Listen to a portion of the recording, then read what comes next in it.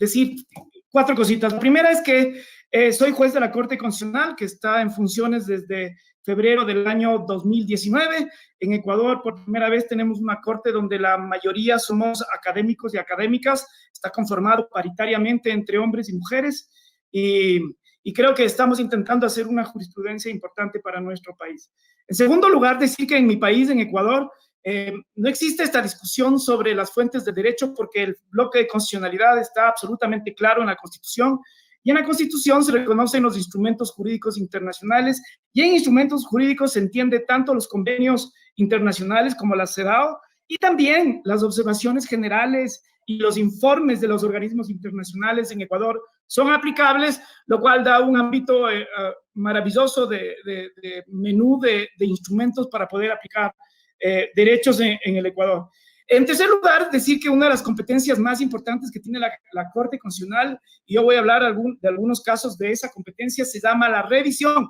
Y en esta revisión, la Corte Constitucional tiene la capacidad de escoger los casos que han sido resueltos por garantías constitucionales, que acá se llama acción de protección y en otros lugares se llama tutela o amparo. La Corte puede escoger esto, seleccionar y hacer jurisprudencia obligatoria. Finalmente, decir que lo poco que sé de género, mis primeras lecturas, sin duda, le debo a Alda Facio, y alguna vez di clases de género y derecho, y ese fue, digamos, Alda Facio fue mi texto de cabecera.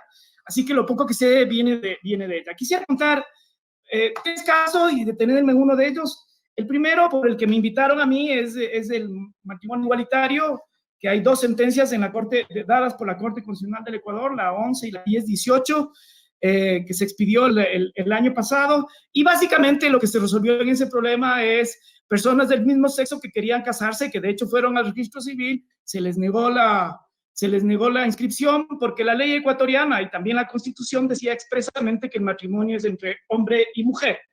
Lo que hizo la Corte Constitucional es establecer que la opinión consultiva 24 es vinculante en Ecuador, y decir que la comprensión de la norma como de hombre y mujer es discriminatoria.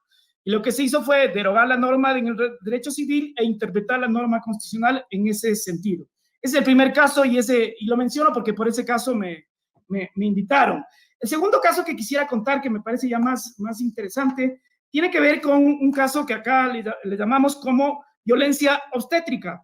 Y este caso es de una mujer que fue a dar a luz en un hospital público, un hospital del Seguro Social. Acá tenemos un régimen de seguridad social distinto al de la seguridad pública, al de la salud pública, y ella fue al hospital del Seguro Social a las 10 de la noche con dolores de parto, y finalmente se dieron cuenta o dijeron que como no tenía la afiliación en regla al IES, no le podían atender. Tuvo un parto tremendamente martirizante, casi en la mitad del corredor del hospital, y finalmente la mandaron al hospital público a las 4 de la mañana, ella dio a luz a la 1 de la mañana, y le mandaron desangrada además. Y lo que hizo la Corte en este caso fue desarrollar el concepto de violencia obstétrica, y se establecieron algunos parámetros que a mí me parecen importantes en relación, por ejemplo, al derecho que tienen las mujeres a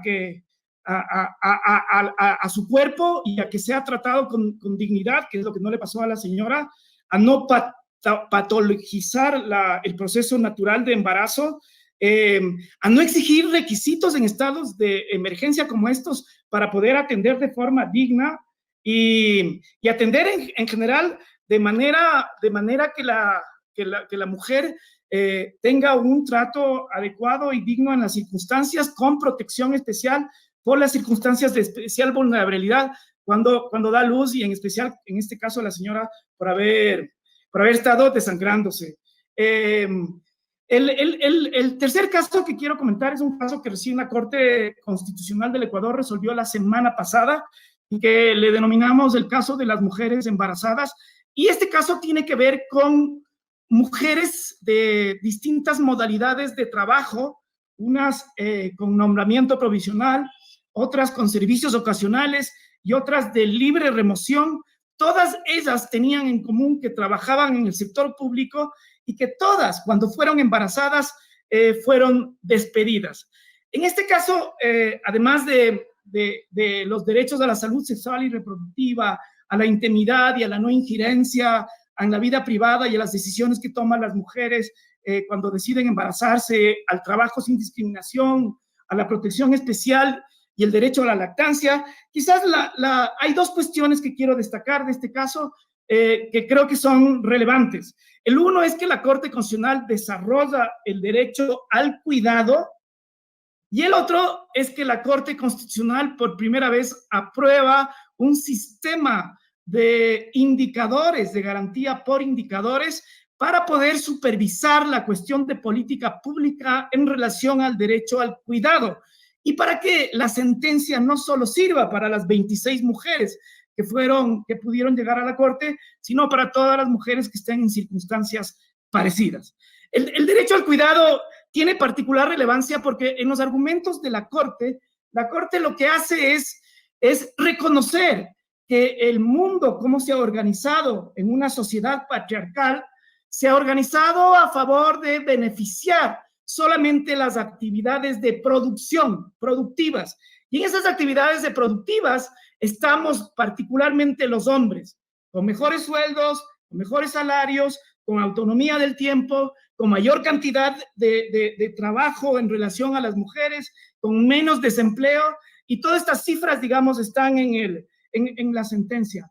Entonces, se reconoce que en una sociedad patriarcal solamente el rol de cuidado está reconocido económicamente y está reconocido y valorado públicamente. Y que en cambio el rol de cuidado, el rol de reproducción es tremendamente importante para la sociedad y que ha sido invisibilizado. Que no es casual que las labores de cuidado, como por ejemplo cuidar a enfermos, alimentar, todas las tareas de carácter doméstico, y entre esas está embarazarse, lactancia y cuidado, son unas tareas que han estado tradicionalmente, han recaído en las mujeres. Entonces, lo que hace la sentencia es decir que la cuestión de cuidado, el rol de cuidado, es fundamental en el desarrollo y en la vida social de las sociedades. Sin el rol de cuidado, el rol productivo no es posible. Y de ahí la necesidad de valorar y reconocer el deber de cuidado.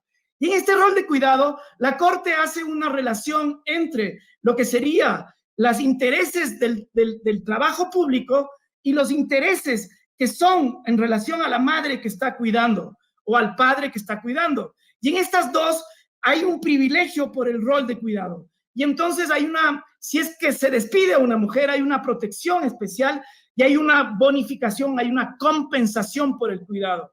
A pesar de las quejas que hemos tenido en relación a que eso en tiempos de COVID, es un exceso enorme de gasto público, nosotros estamos diciendo que esa es una inversión social y es un reconocimiento y hasta un tributo a las mujeres que han estado ejerciendo este rol que es fundamental a la vida. La sentencia no descuida la importancia de que el rol de cuidado también tiene que ser compartido por el hombre. Y se habla de la necesidad de ampliar el tiempo de cuidado para el hombre, y se habla ya de un permiso de paternidad y también de la obligación que tiene el Estado de supervisar que los hombres, cuando estemos en rol de cuidado, lo cumplamos. Porque ustedes sabrán, en la estadística, en los países inclusive nórdicos, donde se ha establecido permiso por cuidado para hombres, normalmente los hombres acabamos haciendo labores de consultoría y cuestiones ajenas al cuidado. Entonces, lo que hace la sentencia en suma es valorizar un rol fundamental que ha estado feminizado y, por otro lado, decir que ese rol fundamental no lo debe ni lo puede ejercer y no debe estar solamente, exclusivamente en el rol de la mujer, sino que también que el hombre tiene que introducirse a esto. Finalmente, en el poco tiempo que quiero comentar sobre la cuestión de los indicadores. Los indicadores es una cuestión que el grupo de trabajo sobre el pacto de San Salvador de la OEA, que funciona desde el año 2011, una de las cuestiones más importantes en la supervisión del pacto es la elaboración de los indicadores. Disculpe, doctor, tenemos 2 minutos. minutos, digamos, me está regalando uno, le agradezco un montón.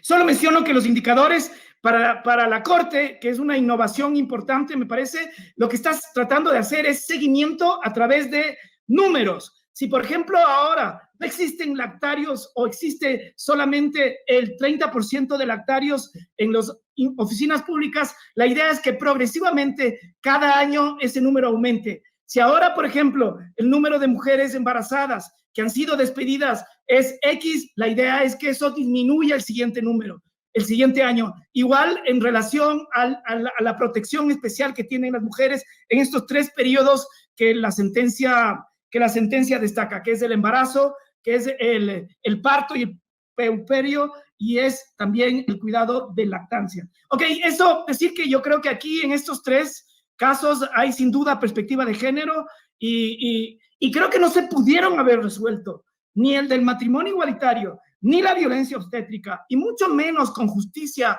los derechos de las mujeres trabajadoras en el sector público sin la perspectiva de género. Yo soy una persona absolutamente convencida que la perspectiva de género nos ayuda a visualizar las discriminaciones y, por otro lado, como bien dijo alguien en este panel, hacer transformaciones cuando estamos conscientes de esas discriminaciones. Les agradezco por la paciencia y buenas noches.